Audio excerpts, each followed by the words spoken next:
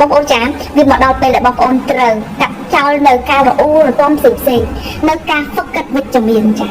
អំឡុងពេលប្រចាំថ្ងៃអ្នកណាមិនជួបបញ្ហាឧបសគ្គនឹងរឿងអវិជ្ជមានទាំងឡាយទាំងពួងចាអញ្ចឹងនៅពេលដែលបងប្អូនសំបីតែទីកាត់ពេលធម្មតាណាអូយបន្ទាន់ផងភ្លើងស្តុបហេតុអីមកជាប់នៅពេលនេះនេះក៏សូយយ៉ាងនេះចាបើភ្នែកមកសូយហ្មងចានៅពេលដែលបងប្អូនចាំឃើញនៅពេលដែលយើងព្រលឹងឡើងគ្រាន់តែល្អភ្លាមនឹងមានរឿងរ៉ាវផ្សេងជាច្រើនឲ្យយើងបានល្អរទាំហើយយើងនឹងឃើញរឿងអវិជ្ជមានជាច្រើនចូលមកក្នុងជីវិតយើងហើយយើងក៏មានអារម្មណ៍ថាស្មុគស្មាញធន់ថប់នៅការប្រើជីវិតរស់នៅហើយក៏ឃើញតែរឿងដែលមិនល្អហើយអវិជ្ជមានចាអញ្ចឹងពីនេះឬពីនេះបងប្អូនត្រូវតែសម្លឹងគ្រប់យ៉ាងឲ្យវិជ្ជមានឲ្យបាន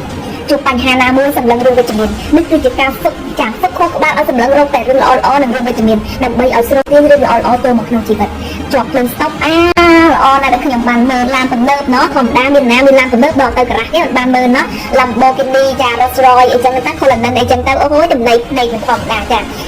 ភ្លើងស្តុបឬអីចឹងគឺឲ្យយើងចិត្តបញ្ជាចាឲ្យយើងមានអារម្មណ៍ថានេះជារឿងគ្រប់យ៉ាងដែលជាធម្មជាតិយើងត្រូវតែបញ្ជាក់ចាអញ្ចឹងនៅពេលដែលបងប្អូនហ្វឹក2ថ្ងៃ3ថ្ងៃ4ថ្ងៃ5ថ្ងៃចាប់ខ្លួនឯងតន់បងប្អូននឹងចាប់ផ្ដើមសម្លឹងឃើញរឿងល្អៗចូលមកក្នុងជីវិតដូចបែបដូចចឹងឈប់ទៅឈប់តវ៉ាសំបីតែពេលភ្លៀងលិចផ្ទះណាក៏អរគុណដែរបងប្អូនណាអរគុណខ្ញុំបានលាងផ្ទះទាំងខ្ញុំបើសិនធម្មតាណាទៅយកទឹកមកពីណាលាងកើតតែពេលនេះកលៈកសៈបង្ខំហើយគឺត្រូវតែ